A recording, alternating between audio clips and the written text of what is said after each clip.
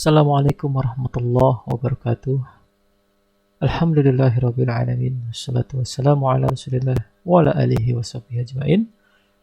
Amma ba'du. Alhamdulillah, selamat pagi anak-anak kelas 2 sekalian. Salam olahraga. Hari ini kita akan melakukan pembahasan pH. Pembahasan pH yang sudah anak-anak kerjakan beberapa waktu lalu. Karena memang materi PJOK kelas 2 sudah selesai Bapak sampaikan. Jadi kali ini kita akan mendalamkan materi alias membahas soal-soal yang sudah kita pelajari dengan baik dan seksama. Namun sebelum kita mulai pembahasan soal hari ini, mari sama-sama kita berdoa terlebih dahulu. Insya Allah, berdoa dimulai.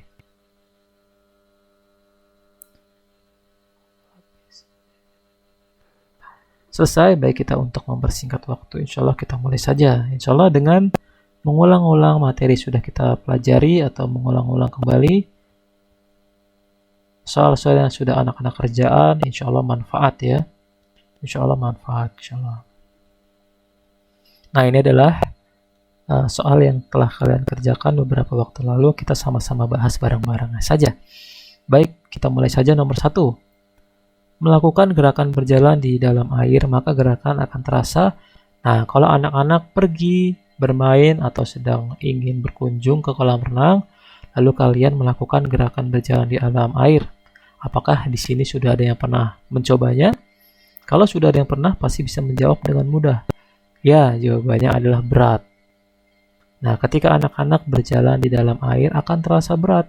Karena apa? Karena air memiliki massa jenis yang lebih berat daripada kita berjalan di darat. Maka kita melakukan gerakan ya, terutama berjalan ya, akan terasa berat, tidak lincah daripada kita berjalan di darat. Lanjut, nomor 2. Hal yang dibutuhkan untuk melakukan gerakan berjalan dan berlari adalah A. Energi lebih. Tentunya ini menjadi faktor pertama atau faktor utama, yaitu energi. Karena berjalan dan berlari kita membutuhkan energi, apalagi berlari. Apalagi ketika anak-anak melakukan lomba, misalkan lomba lari atau lomba estafet atau lomba maraton, atau sedang berolahraga ringan di sekitar rumah, kita juga membutuhkan energi yang lebih. Maka jawabannya A. Tentu semangat juga menjadi faktor, tapi yang lebih utama adalah energi. Paham ya? 3. Bermain permainan di dalam air seperti lempar tangkap bola akan melatih kekuatan otot. Nah, kalau kalian berada di dalam air, kalian bisa melakukan berbagai macam permainan. Salah satunya melempar tangkap bola. Nah, tentunya kalau lempar tangkap bola kan menggunakan tangan ya. Jadi, otot yang dilatih secara masif atau secara utama adalah otot tangan. Otot tangan. 4. Hal yang perlu dilakukan sebelum berenang adalah A. Tidur yang cukup, B. Pemanasan terlebih dahulu, C. Makan dan minum yang banyak. Nah, ini hal-hal yang paling utama. Tentunya tidur yang cukup juga menjadi faktor untuk istirahat. Makan dan minum yang banyak kurang baik, makan dan minum secukupnya. Maka jawabannya adalah pemanasan terlebih dahulu. Ini salah satu kewajiban bagi anak-anak yang hendak melakukan aktivitas di dalam kolam renang ya.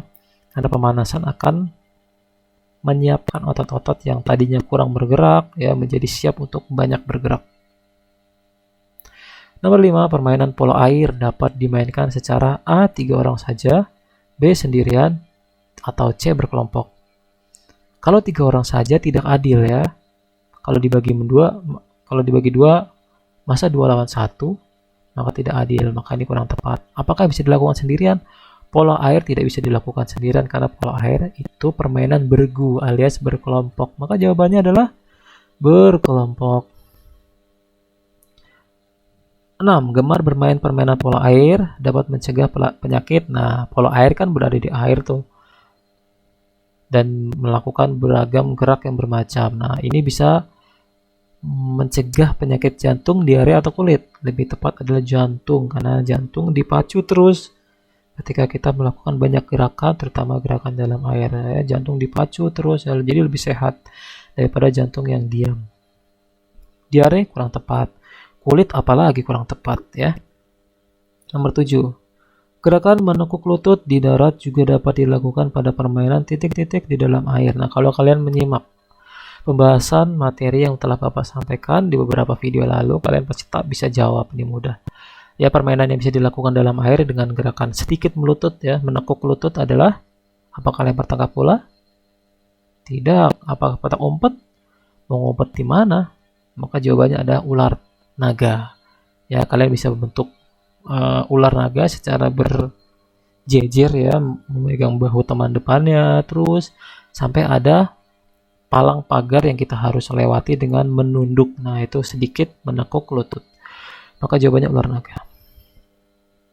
8. Permainan tarik tambang baik di darat maupun di air dapat menguatkan otot tarik tambang. Ini menggunakan tangan, maka jawabannya adalah tangan. Menarik ya dengan sekuat tenaga menggunakan tangan, maka yang dilatih adalah kekuatan otot tangan. 6.